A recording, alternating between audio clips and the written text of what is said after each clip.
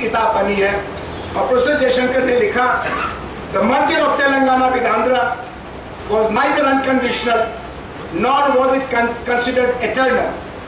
ना तो ये बगैर शर्त था, ना ये हमेशा के लिए था।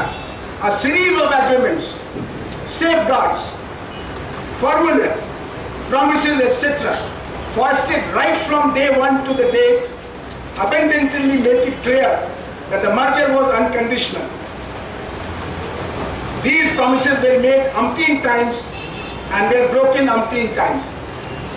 आंध्र और तेलंगाना का एक दूसरे में मिलना न तो बगैर शर्त था, न हमेशा के लिए था, बल्कि तमाम तरह के समझौते, वायदे, शर्तें और इंतजाम करके इसको बनाने की कोशिश की गई थी।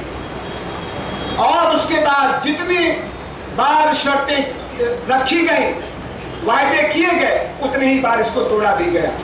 तो जब वादा खिलाफी हो गई तो मर्द औरत साथ नहीं रह पाते, भाई भाई साथ नहीं रह पाते। आंध्र और तेलंगाना को साथ रखने की अब की बातें उनकी वादा खिलाफी के कारण नामुमकिन हो गई हैं। ऐसा प्रोफेसर जयशंकर ने हमारे लिए एक वसीयतनामा, आगे की रोशनी देने वाला एक हमारे सामने नियम रखा। अब हम हिंदुस्तान की हालत देखें, हिंदुस्तान की जमहूरियत की हालत देखें, इस लोकतंत्र की हालत देखें। पिछले दिनों में जनता में तो जनतंत्र के लिए, लोकतंत्र के लिए, चुनाव के लिए, पार्टी के लिए, आंदोलन के लिए उम्मीद बढ़ी है, हिस्सेदारी का उत्साह बढ़ा है। लेकिन 6 बीमारियां आ गई हैं आपके देश के इंतजाम में, और इन 6 बीमारियों के कारण ही तेलंगाना का आंदोलन उलझता जा रहा है। तेलंगाना की आवाज बढ़ती जा रही है, लेकिन उसकी सुनवाई घटती जा रही है। ये 6 बीमारियां क्या है? सबसे बड़ी बीमारी है विकास का संकट, डेवलपमेंट डेफिसिट। आपका मुल्क, सुनते हैं मेरा मुल्क, दुनिया के उन 2 बड़े देशों में है जो पूरी दुनिया के भूमंडलीकरण का, ग्लोबलाइजेशन का इंतजाम देख रहे हैं। एक है भारत, दूसरा है चीन। ये अमेरिका भी कहता है, जर्मनी, जापान और रूस भी कहता है। लेकिन भारत के आम आवाम के लिए इसमें से कितना मिल रहा है? अभी 2012-13 की संयुक्त राष्ट्र संघ की जो रिपोर्ट आई है, उस रिपोर्ट में यह कहा गया है कि भारत 186 दिनों देशों के बीच में ऊपर के 10 देशों में नहीं है, ऊपर के 20 देशों में नहीं है। पढ़ाई लिखाई, आम लोगों की सेहत, औरतों के स्वास्थ्य, बच्चों की जिंदगी, बूढ़ों की हालत, रोजगार, प्रदूषण, इन सब के पैमाने पर भारत नीचे से 136वीं सीढ़ी पर खड़ा है। हमसे 135 देश दुनिया के बेहतर है।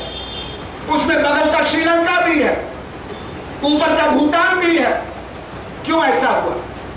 क्योंकि विकास के नाम पर कुछ शहरों को बार बार बिजली दी गई, सड़क दी गई, पानी दिया गया, विश्वविद्यालय दिया गया, अस्पताल दिया गया, और बाकी 3/4 हिंदुस्तान को राम भरोसे और रहीम भरोसे छोड़ दिया गया। इसलिए आज हिंदुस्तान में ये सरकारी कमेटी कहती है कि जो मेहनत कश है वो दिन भर की रोटी दिन भर की मेहनत करने के बाद शाम को जब घर लौटता है तो उसकी जेब में खर्च करने के लिए, अपनी जरूरत पूरा करने के लिए 20 रुपए से ज्यादा नहीं होता। 77% लोगों की खरीद की औकात कुल 20 रुपए रह गई है, और पानी की एक बोतल आजकल 10 रुपए की भी नहीं मिलती। लेकिन कुछ लोग हैं जिनकी एक दिन की कमाई 1 करोड़ रुपए से ज्यादा है। 40% लोगों के सर पर आसमान के सूरज और बरसात से बचाने लायक पक्का मकान नहीं है 40% के लोगों के घर में। और कुछ हजरात हैं, उनमें से एक साहब है जिनसे की सरकार की बड़ी मोहब्बत है, उनका 26 तल्ले का मकान है जो वक्फ बोर्ड की जमीन पर बंबई में उन्होंने बना रखा है। ऊपर ही हेलीकॉप्टर से वो उतरते हैं, बीच के तल्ले में नहाने का उनके पास स्विमिंग पूल है, और सारे देश के सभी दलों के नेता उनकी दोनों जेबों में बैठे रहते हैं। विकास का संकट। दूसरा संकट है हुकूमत का संकट। आज हुकूमत का इकबाल खत्म होता जा रहा है।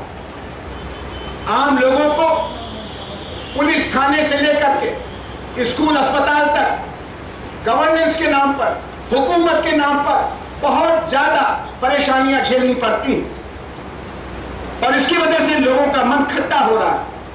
वो पूछते हैं कि ये मुल्क किसका है? खाली रसूख वालों का है? छोटे छोटे काम के लिए भी एमएलए से कहलवाना पड़ेगा। और कुछ लोग तो कहते हैं छोड़ो यार इस एमएलए के धंधे को, पुलिस और अदालत के धंधे को, जो मोहल्ले का दादा है उसी को पकड़ के अपना काम करा लेते हैं। उसी में कोई लाल झंडा लगाया रहता है, कोई हिंदू का भगवा लगाता है, कोई इस्लाम का हरा झंडा लगा लेता है। होते हैं ये सब दादा। जब जब हुकूमत में दीमक लग जाएगी तब तक कानून व्यवस्था टूटने पर बीच की जो गुंजाइशें होती हैं उनमें अपराधी तत्व समाज के नेता बन जाते हैं। और आज आपके मुल्क में ये अपराधी खाली मोहल्ले में नहीं है, जिले में नहीं है, विधानसभा और लोकसभा में पहुंचने लगे हैं और इनको टिकट देने के लिए पार्टियां बेचैन हो गई। ये है गवर्नेंस का डिफिसिट, डेमोक्रेसी। और इसकी वजह से एक तीसरा डिफिसिट है, एक तीसरी कमी है, वो है इकबाल की कमी। अंग्रेजी में उसको कह दिया है लेजिटिमेसी का डिफिसिट। कानून के लोग जानते हैं लेजिटिमेसी चीज है इकबाल। सही तरीके से अगर आप हुकूमत में बैठते हैं तो आपका इकबाल होता है, और अगर गलत तरीके से आपने वोट लिया, पैसे से आप हुकूमत चलाते हैं तो आपकी कोई सुनवाई नहीं रह जाती है। आपका डर तो रहता है लेकिन आपकी इज्जत नहीं रहती है। इसको कहते हैं लेजिटिमेसी डेफिसिट। और जिस तरह के चुनाव से हजरात चुने जाते हैं उसके किस्से गली गली फैल गए। पहले लोग कहते थे कि जो जीत गया वो हमारा नुमाइंदा है। अब लोग कहते हैं कि जीतने वाले से तो हारने वाला ही अच्छा था। कम से कम वो ईमानदार तो था, कम से कम उसने काला धन तो इस्तेमाल नहीं किया, कम से कम उसने गुंडागर्दी तो नहीं की। और इसकी वजह से सरकार बेटेनी के लोटे की तरह से दबाव में चलती है और उसका हुक्म मानने के लिए जनता मजबूर नहीं महसूस करती। अंदर से आवाज नहीं आती है। हम मानते हैं कि ये लोग चुने गए हैं, लेकिन हम ये भी मानते हैं कि गलत लोग चुने गए हैं, इनकी जगह दूसरे लोगों को होना चाहिए था। और फिर हम क्या करते हैं, चुनाव के बाद आंदोलन की जरूरत नहीं पड़ती। लेकिन हिंदुस्तान अकेली जमहूरियत है जहां जब भी चुनाव होते हैं उसके बाद आंदोलन और तेज हो जाते हैं। तेलंगाना का आंदोलन इसका एक बहुत बड़ा उदाहरण है। अक्सर तो चुने हुए लोगों को इन बहुमत वाली सरकारों की हरकतों से परेशान होकर के विधानसभा और लोकसभा से इस्तीफा देना पड़ता है। Legitimacy deficit. एक चौथी समस्या, उसको हम और आप जानते हैं, वो है जनतंत्र की कमी। आज पार्टियां हैं, 1952 में जितनी पार्टियां थी उससे 10 गुना ज्यादा पार्टियां हो गई मुल्क में, लेकिन किसी भी पार्टी के अंदर आज अंदर से जमहूरियत को बढ़ाने की तबीयत नहीं है। ज्यादातर पार्टियां खानदान के हवाले कर दी गई हैं। मम्मी बेटा, पति पत्नी, साले बहनोई, बेटा नहीं तो बेटी, बेटी नहीं तो दामाद, हुकूमतें चला रहे हैं। वोट अपने नाम पर लेते हैं, पार्टी के नाम पर लेते हैं, और जब विरासत सौंपनी होती है तो अपने बेटी बेटे दामाद बहनोई सालों को खोज ले करते हैं। और उसकी वजह से पार्टी में बहस खत्म हो गई, दिमाग बनाने का काम खत्म हो गया, सपनों से रिश्ता टूट गया और जनतंत्र मुरझाने लगा। जनतंत्र, जमहूरियत एक आदत होती है, जीने का एक सलीका होता है, और आपके मुल्क में अभी ये एक नई चीज है। परिवार में बहुत जगह जनतंत्र नहीं है। बुजुर्ग बच्चों से कहते हैं चुप रहे, अभी तू जवान, अभी तू बूढ़ा कहाँ हुआ कि तेरी बात सुने। पति पत्नी से कहता है चुप रहो, औरत हो तुम जबान लगाती हो। क्लास में टीचर विद्यार्थी से कहेगा, गलत पढ़ाते हुए लड़के ने टोक दिया, सर किताब में तो कुछ और लिखा, अरे चुप हो जा, मैं टीचर हूं कि तू टीचर है। बहस, असहमति, वो बात खत्म हो गई। अभी हमारे अध्यक्ष जी कह रहे थे कि ये जो आपके सामने बोलने के लिए बुलाए गए हैं, इनको डॉक्टर राम मनोहर लोहिया की जिंदगी से प्रेरणा मिली थी। हमको याद है डॉक्टर लोहिया, जयप्रकाश नारायण और उन सबके भी बड़े नेता महात्मा गांधी, बाबा साहब अम्बेडकर, राजेंद्र प्रसाद, सरदार पटेल, राजा जी जवाहरलाल नेहरू बहसों को चलाया करते थे, लोगों को बोलना सिखाते थे और उनकी ज्यादा इज्जत करते थे जो उनकी हाँ में हाँ नहीं मिलाते थे। आज किस पार्टी में बहस का सिलसिला है? किस पार्टी में सवाल उठाने की इजाजत है? और अगर आपने सवाल उठा दिया तो क्या जरूरत आपने की है? अगर आप आडवाणी भी होंगे, विश्व पितामह भी होंगे, तो दरबार से बेइज्जत होकर बाहर निकाल दिए जाएंगे। ये जनतंत्र का अंदरूनी सिलसिला बिगड़ता जा रहा है।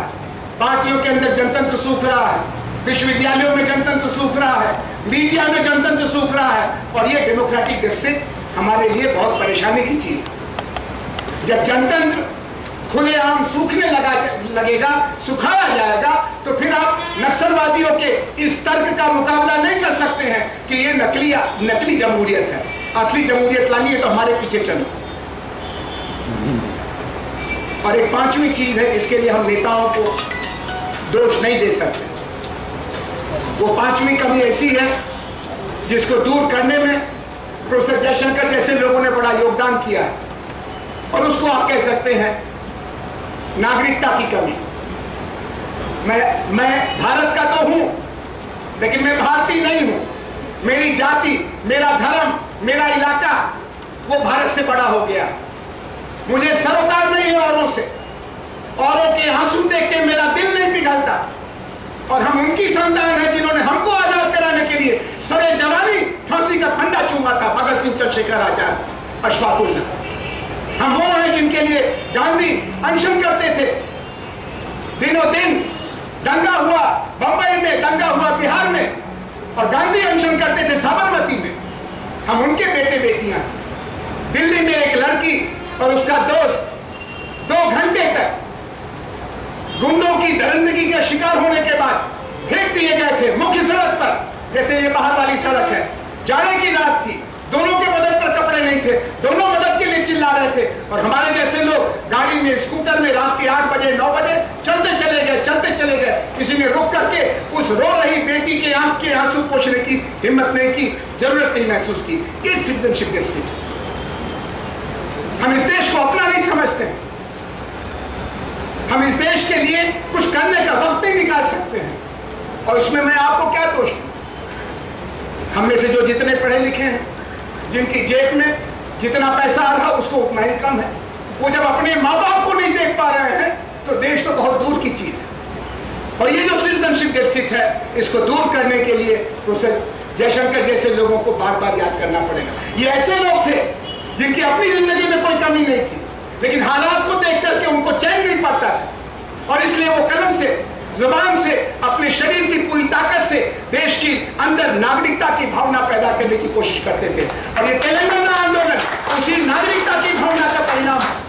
तेलंगाना का आंदोलन पिछले 40 साल से चल रहा है, और ये आंदोलन एक ढोंग को खोलता है। ये आंदोलन आपस में रजामंदी से देश को बनाने के लिए किए गए समझौते की आड़ में, जो एक इलाके के लोग दूसरे इलाके पर कब्जा करने की कोशिश कर रहे हैं, उसके खिलाफ नागरिकता के नाम पर, संविधान के नाम पर, जनतंत्र के नाम पर हैदराबाद से हुकुमनामा निकाल करके जो कुछ इलाके, कुछ दूसरे इलाकों